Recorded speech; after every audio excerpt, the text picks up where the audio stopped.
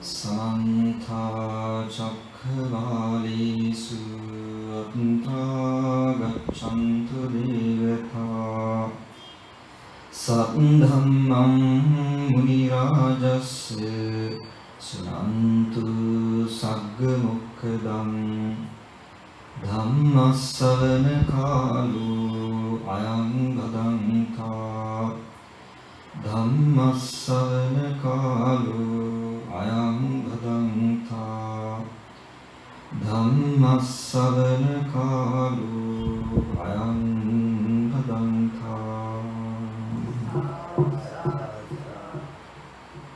Namo Tassa Bhagavato Arahato Samma Sambuddhassa Namo Tassa Bhagavato Arahato Samma Sambuddhassa Namo Tassa Bhagavato Arahato Samma Sambuddhassa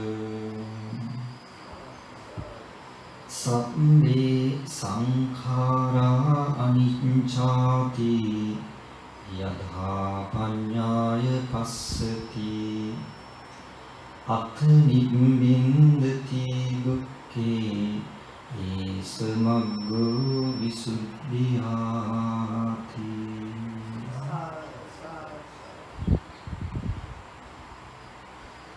Dear pious devotees, today all of you have got together and we are going to perform one of the most important meritorious deeds.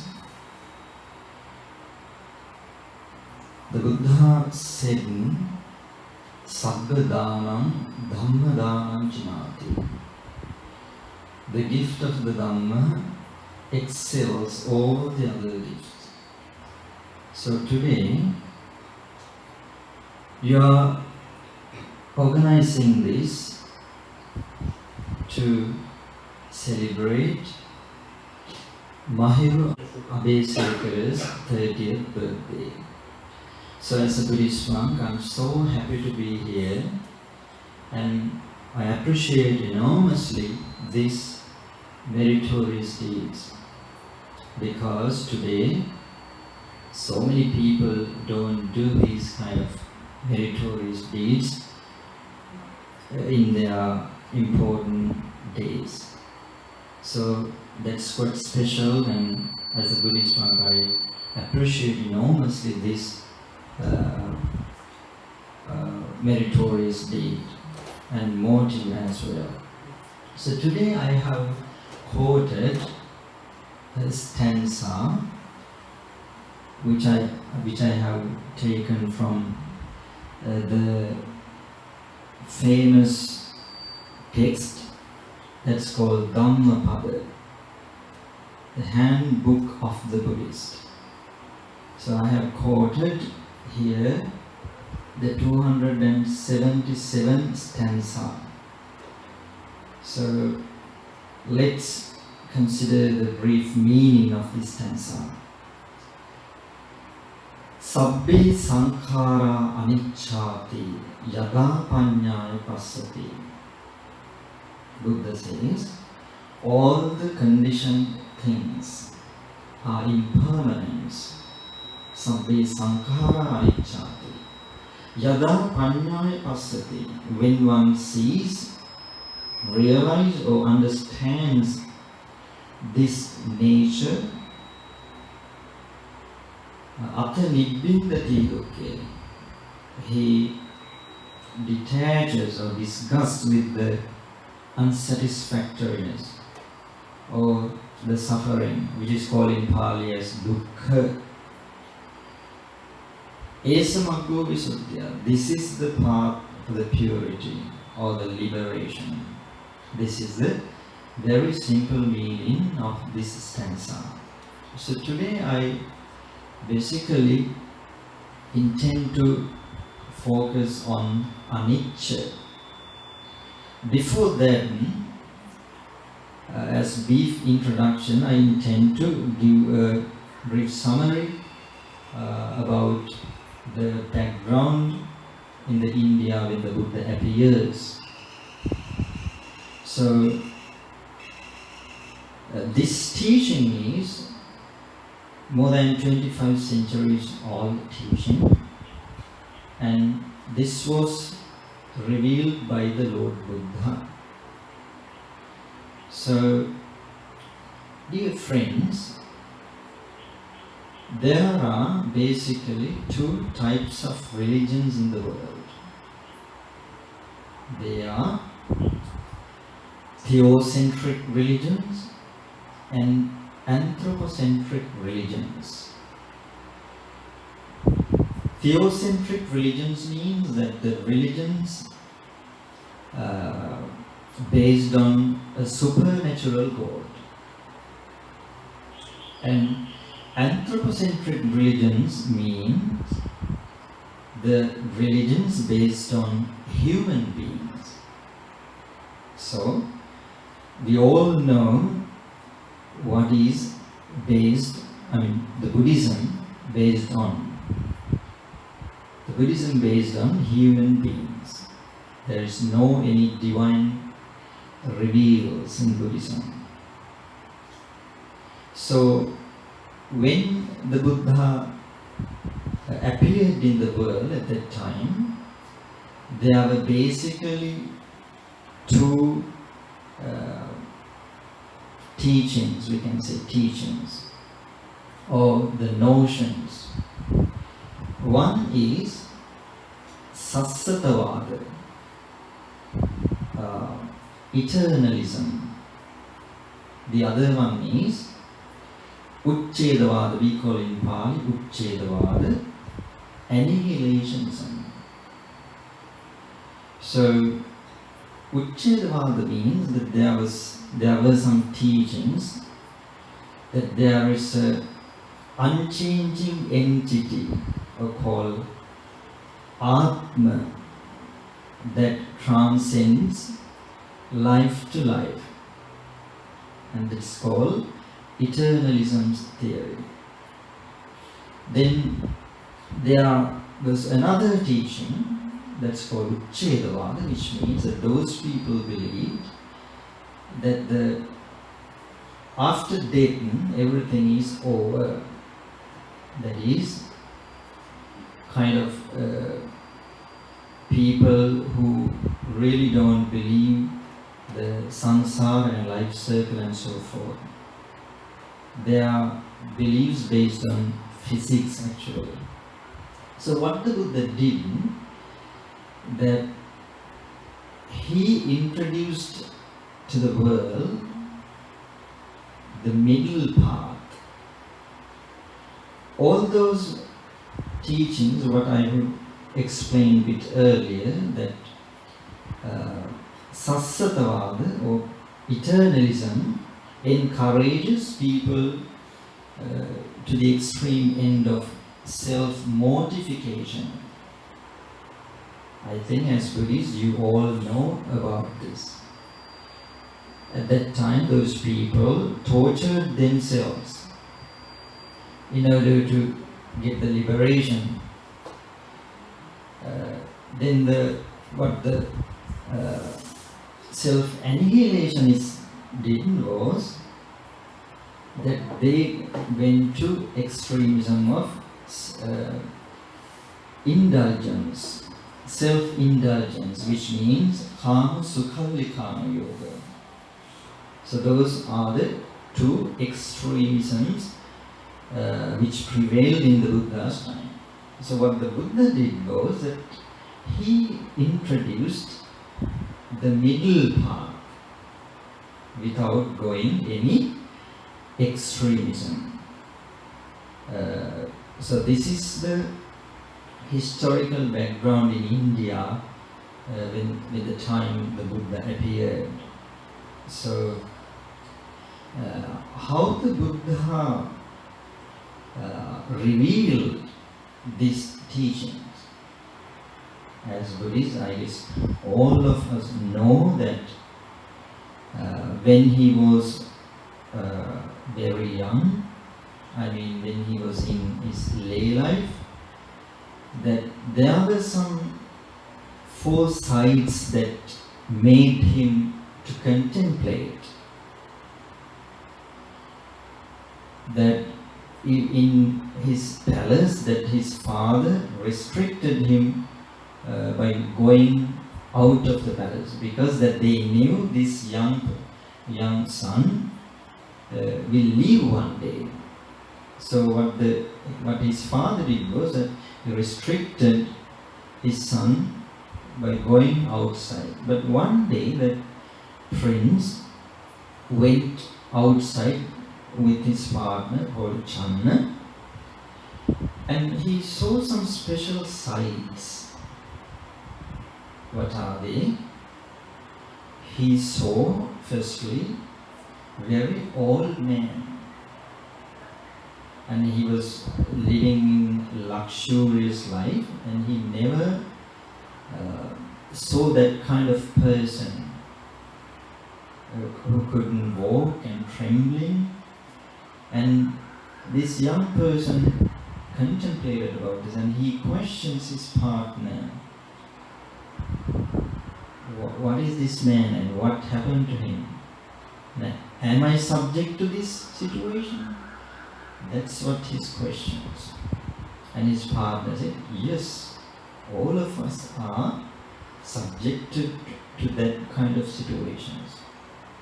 And it made him to think, and he contemplated about that quite deeply. So again, he witnessed a sick person, a person who was gravely ill. And again it was struck him and made him think about it. And he questioned his partner, what happened to that man? And he said, he's a sick person. And then the prince questioned, are we subjected to that as well? And his partner's question was yes. And it also made him contemplate about that situation as well. Again, one day he saw a dead body.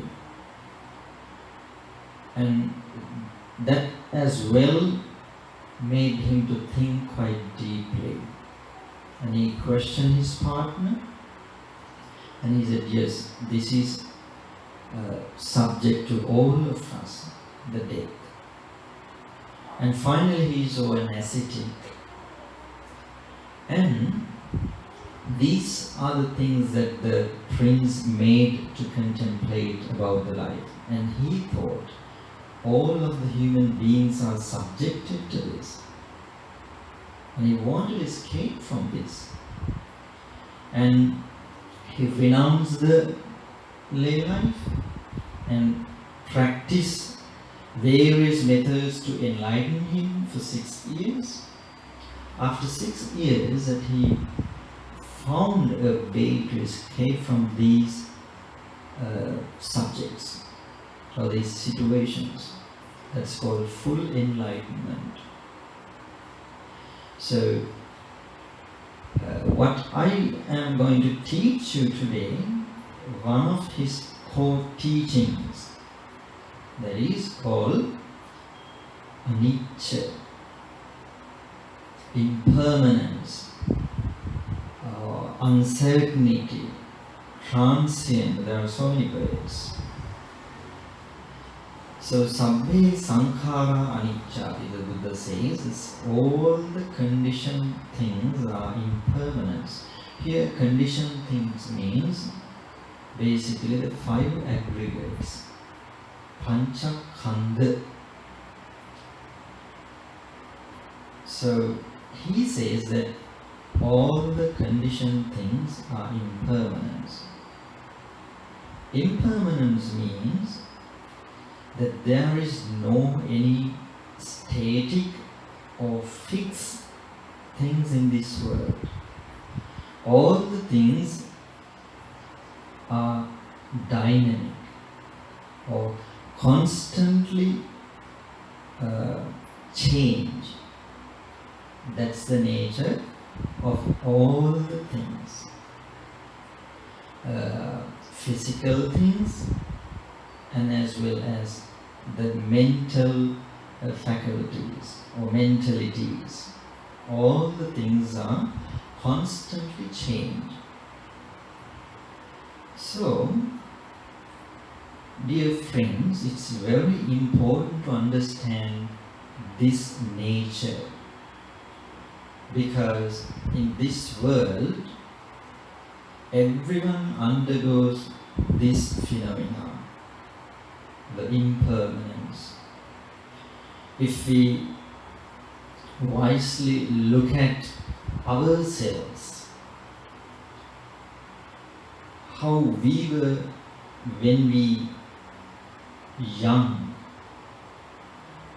and gradually we grow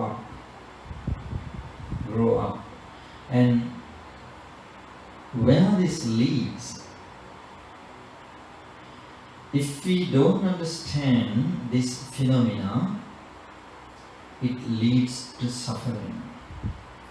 So we have to contemplate about ourselves. So when our hair turns into grey color, and when our skin starts to wrinkle, and when our eyesight fade away, that we have to think about this quite deeply and contemplate. Usually we lean to things to get to secure, which are also impermanent. And we see the happiness, we see the gratification from the things which are subject to impermanence. So if we realize this even superficially, I mean apparently, the surface level, before going into deeper, this would help us enormously to reduce our suffering or unsatisfactoriness. Because if we don't realize this develops the suffering. So suffering or unsatisfactoriness is also related to this impermanence. So this is very important to understand the impermanence. So if we don't realize, if we don't understand this phenomena, this leads to suffering.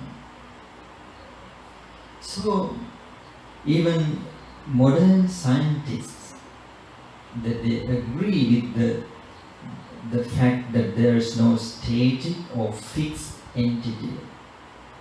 Even they agree that all the things are undergoing change. Always, constantly, continuously. So in Buddhist teachings, when we talk about impermanence, we can talk basically in two ways. That is called mind and matter, nama and rupa. Matter means about the physical things, materials. Even Buddhism talks about those things. And basically that what we should concentrate on, panchaskandha, or 5 aggregates. So in Buddhist teachings there are basically 2 truths, conventional truth and ultimate truth. Even though we talk about beings, I, we, you and other names, conventionally that's correct. We have to use them. But if we go deeper towards the ultimate sense or ultimate truth, that there is no so-called being. There is only energies and forces of psychophysical energies which are generated from the 5 aggregates. This is just a manifestation of 5 aggregates. So the rupa means matter. So in the Buddhist teachings, that especially in the Abhidhamma teachings, there is explanation about the matter, how the matter is formulated. So when we analyze the matters, that we can realize what are the components of the matter, or elements, especially the elements is the word. So in the Buddhism, that the Buddha has taught that physical things, if we analyze them, that we can see them, those characteristics of the elements. There are basically 4 elements. Patavi dhatu in Pali we call the earth element. Then the Patavi apo, which means a water element, a fluidity. Then the Tejo dhatu, heat element, and the air element. These are the elements of matter or form. So there is no fixed entity. All these elements are always changing, appears and disappears. This is the nature of all the material things. And dear friends, the mind, or the name we call nama in Pali, undergoes the changes more than, the speed of the change is 17 times more than the material things. The speed of the mind, the changing speed of the mind. So we have to understand and we have to realize these teachings. Dear friends, the impermanence is kind of very deep phenomenon that we cannot easily see with our naked eye. But if we develop our mind, as the stanza says, yada panyaya passati, if we develop our mindset, and in Buddhism that's called insight meditation, vipassana. In that vipassana meditation, what we try to understand is that the impermanence of these phenomena, especially the 5 aggregates. So this is very important to realize and understand in Buddhist teachings, the impermanence. So, dear friends, now I would like to quote some facts of a special sutra called Rattapala Sutra, which explains the impermanence and the fact why that we should go forth into religious practices. So dear friends, once, according to that sutra, there was a monk called Venerable Rattapala, and there was a king called Thero. There was a very interesting discussion between those two. So when King Thero met the Venerable Rattapala, and he started to talk with him. And Venerable Rattapala, when he was a layman, he was so rich young man. So King Korawa questions him, Venerable, why you became a monk? You are so young and you are so rich, so what's the reason? So he explains his experiences, why people go forth for religious practices. And he says that people go forth for the religious practices because of aging. Alright, when people get so much older, when they cannot do their own duties, they tend to be religious, or probably even try to be monks.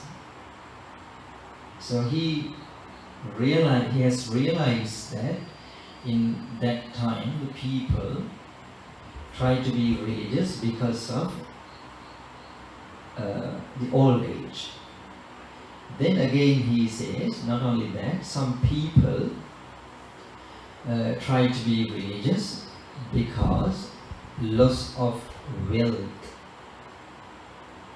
And again he says another reasons that people go forth for the religious practices because of loss of relatives.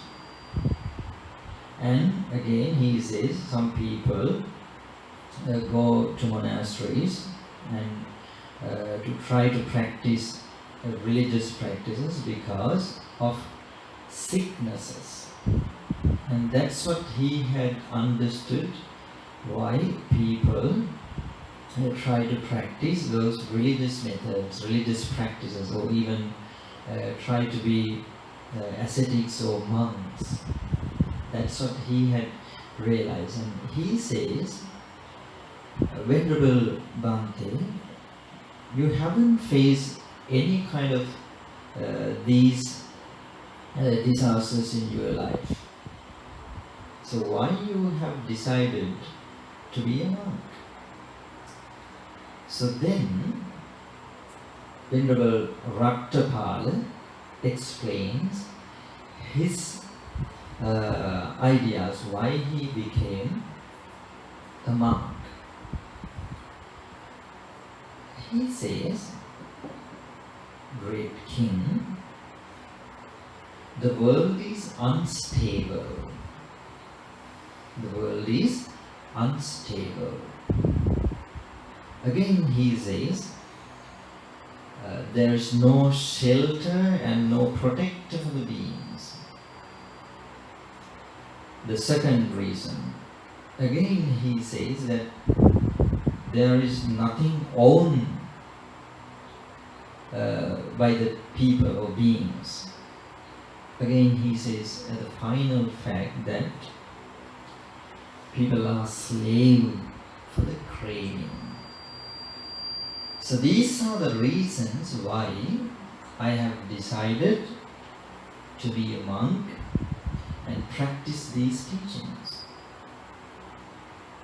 So then the King Korawa was quite puzzled, and he wanted to clarify these statements. So he questioned Venerable Bhante, I don't understand what are you talking about, and what do you mean that the world is unstable? Then the Venerable Rattapala explained, King, can you remember your young age? What did you do in your young age? Then King Korawa explains, O Venerable Bhante, I was so talented in my young age. I was so skillful in so many subjects, even in battlefields, and I was able to ride horses and elephants and archeries and everything. I was so talented and skillful. And he says that I wonder if I had supernatural powers because of his physical strength. So sometimes even today young people behave sometimes like that. So this king says that I was so skillful in my young age. Then Venerable question, okay, what about now? So he says, now I am in my 80s. Now I cannot do whatever I did when I was so young. I am so weak. Even sometimes I mean to put my foot here, but I put my foot somewhere else. That's what happened in the old age. So this has made that monk to think about this, even in his very young age. But this king, even though he was in his 80s, he was unable to think about these kind of facts quite deeply. No wonder, dear friends, because people live in great ignorance. So even today that's quite seen. Okay, people don't consider, people don't contemplate about these kind of things. Even they witness so often. So this king said this, and he said, now I understand, Venerable Bhante, what you were talking about. So the world is unstable. Here world means the beings. So he said this, and he was so happy to hear that. Again he questioned what's the second fact. That he said that there is no shelter or protector for the beings. Then the king questions, Venerable Bhante, why do you say this? I have soldiers and so many people to protect me. I have elephants and horses and armies and so many things, and infantries and so many protectors. Why do you say that beings don't have any shelter or protector? So he said, there are so many people to protect me, or reduce or subdue the threats. Then the Venerable Rattapala questioned this king. Okay, do you have any illnesses? When he said this, asked this, and the king Thero said to him, yes, Bhante, I have a chronic ailment.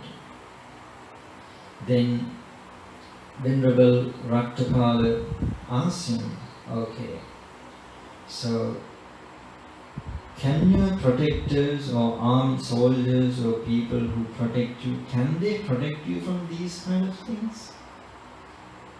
Sicknesses and ailments? Can you share your pain with them? This is asked by Venerable Rattapala. Then the king Thero said, no, Venerable Bhante.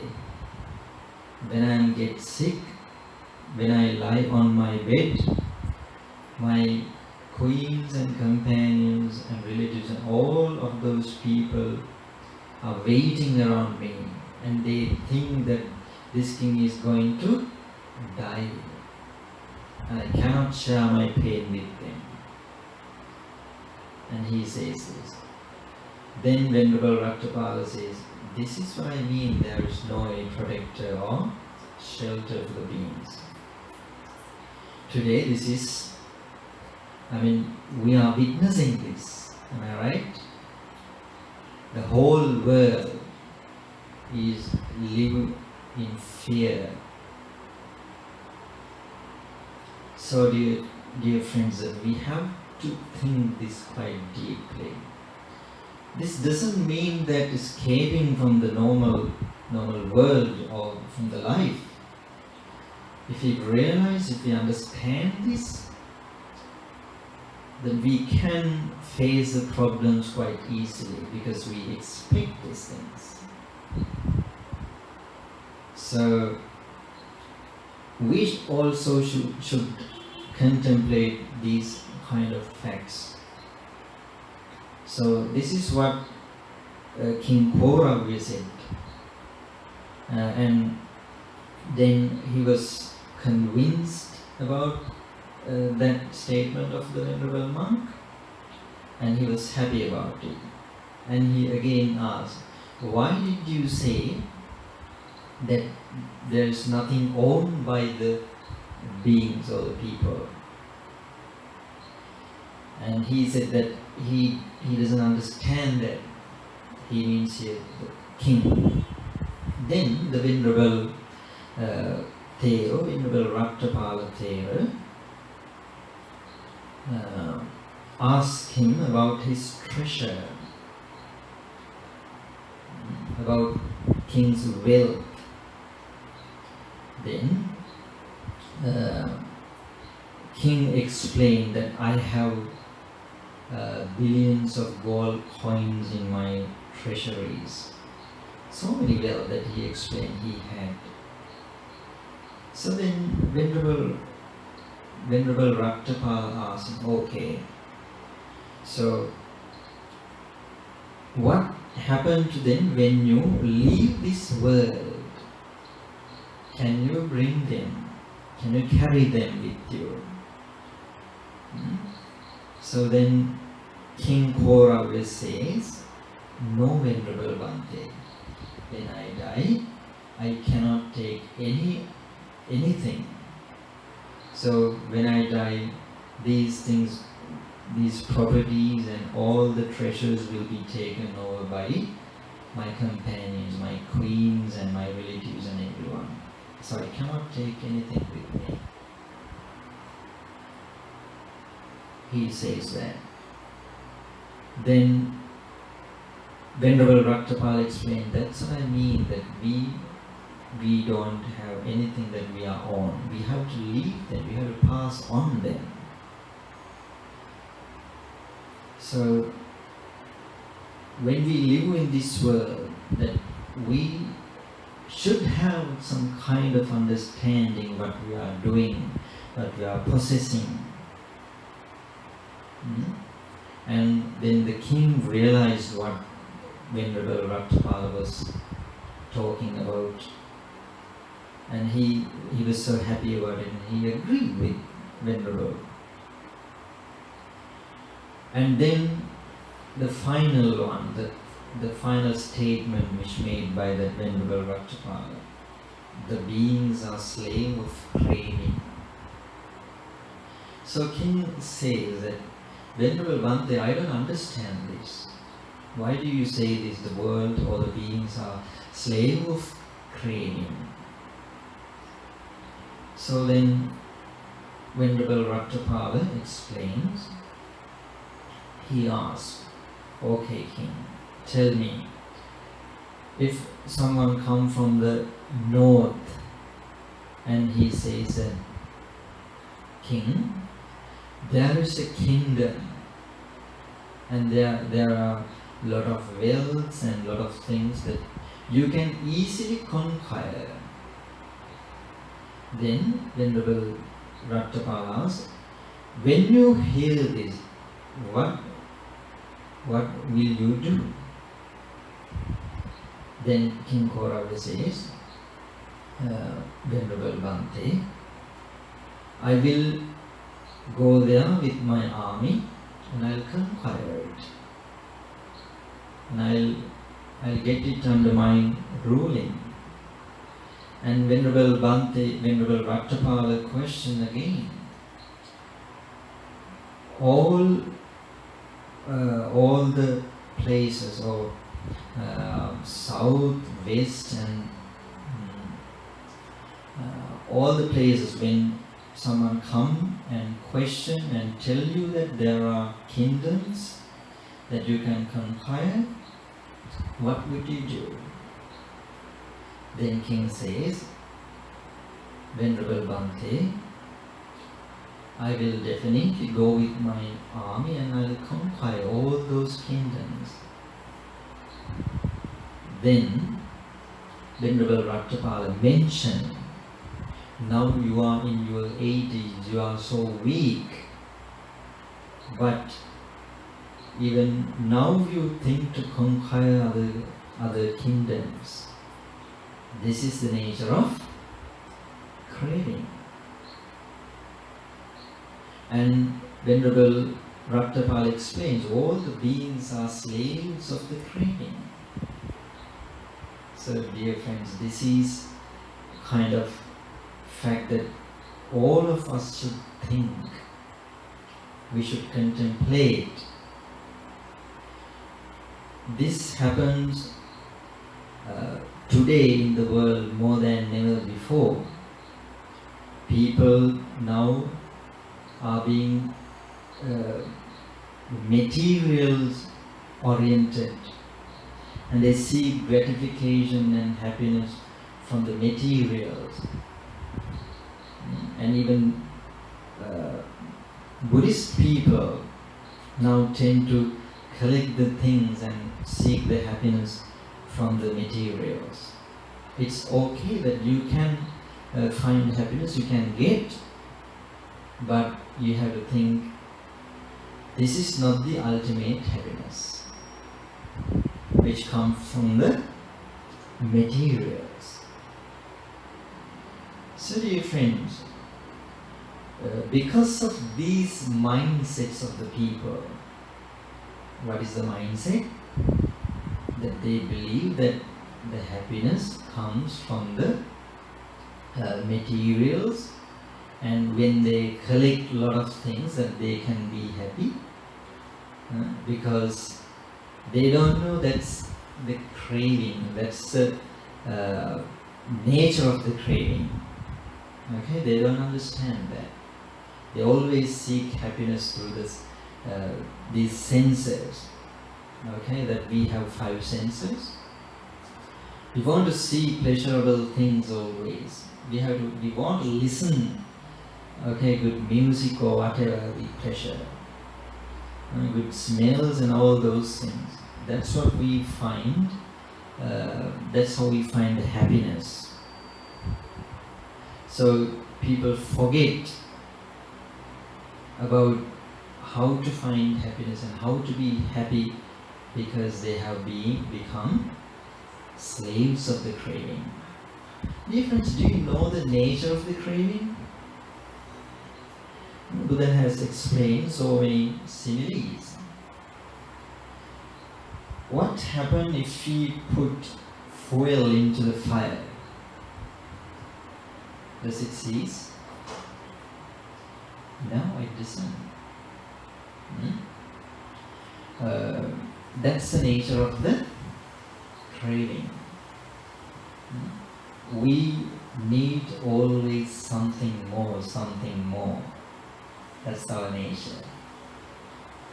But if we can realize that we can find the happiness within ourselves, that we can be quite happy. We really don't need to hurry and find the things from the outside which brings the happiness. But today, because of this narrow mindset, people running all over and finding happiness, but cannot find that happiness in that way. So we have to think, we have to contemplate these kind of things. So what we do today, most of the people, we forget the nature of the being. What I explained earlier, the old age, the sicknesses and all those stuff. When we talk about this, some people say, oh, what are you talking about? This is pessimism or negative thinking or something. So is this pessimism or negative thinking? No, dear friends, this is not negative thinking, or rather some scholars say Buddhism is kind of pessimistic teaching, but it's because of misunderstanding. If we realize the true nature, then we can face quite well when those difficulties come to our lives, then we really don't need to be panic. We really don't need to panic or to weep, that we can face them quite well. So we have to think these kind of things. So what I wanted to tell here, that the impermanence, this is subjected to all the people and even materials and everything in this world. There is nothing, any single thing that we can find everlasting. Everything undergoes constant change. This is the true nature of the things. So if we realize, if we understand this even in kind of superficial, I mean in not deeper way, this also will helpful for us. It's much better if we can understand the deeper nature of this phenomenon. That's what the Buddha expected from us. So understanding the nature, or realizing the nature of impermanence, leads us towards happiness, dear friends. So in generally that we believe, and most of the people say this, that the truth is bitter. Is this correct? This is correct for somewhat, but not 100%, because the Buddha had said, Satchang have sadhu tarang rasanam. This means the truth is the tastiest of the taste. Truth is the tastiest of the truth, of the tastes. So this is the truth. This is the truth. This is the eternal truth that never changes. So finally, that we can say that there is only one thing permanent. What is that? That is impermanence. That is the only permanent thing. Alright, so by saying this at the end of the sermon, that I would like to share a story, because probably after sermon people remember the stories. So I would like to share a story at the end of the sermon. This is, I quoted from a sermon. Actually this was preached by Venerable Achancha. You all know about him, right? Thai Buddhist monk, one of the most famous Buddhist monks. This is the name of the story is good, bad, who knows? Have you ever heard this? Good, bad, who knows? This is a story which belongs to Mahayana teachings. That doesn't matter, that we can get some ideas. So, in ancient China, there was a farmer. Alright? This farmer had a horse. So he was living in a remote area. That this horse was so useful to him. And he used to take his goods from the city and use that horse to carry his goods to the city and so on. So one day, this horse was disappeared, nowhere to be found. So the villagers came to the farmer and asked, "Oh, what happened, farmer? That you lost your only wealth? How you gonna live now? You have nothing. How you take your things to the city and all those stuff?" What did this farmer say? Was that he said, "Good, bad, who knows? Good, bad, who knows?" Then after a few days, that horse came back with some wild horses, some other bunch of wild horses. Then again villagers came to the farmer and said, "Farmer, now you are so rich, this is wonderful." And they praised this thing. But the farmer, he said, "Good, bad, who knows?" That's what he said. Then, after a few days, that farmer had a son, only one son. So he was looking after those wild horses, and one day he broke his leg because one of those horses threw away the son of its back. So what happened was that young son, only one son, broke his leg. So he couldn't walk well, he was crippled. Then the villagers came to the farmer and said, "Oh, that's terrible, what happened to your son? You're only one son. How is he going to manage? He broke his leg." Then the farmer, he said, "Good, bad, who knows?" And after a few days, after some time, the king of that country started a war with the neighboring country,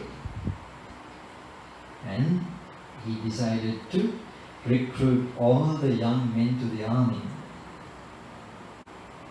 And the army came to that village as well, recruited all the able young men except that farmer's son. So he said, "Good, bad, who knows?" So if we realize, if we understand this nature of impermanence, we can quite live like that farmer. Okay, but if we deeply understand, as the Buddha expect, by saying that Yadapanyaya Passati, that's the true nature of Arahanta. The true nature of Arahanta. They don't panic when these kind of things, or we call vicissitudes, happen to their lives. So now I'm going to stop the sermon, and I wish all of you to get the maximum benefit of this valuable teachings. Thank you very much for your kind listening.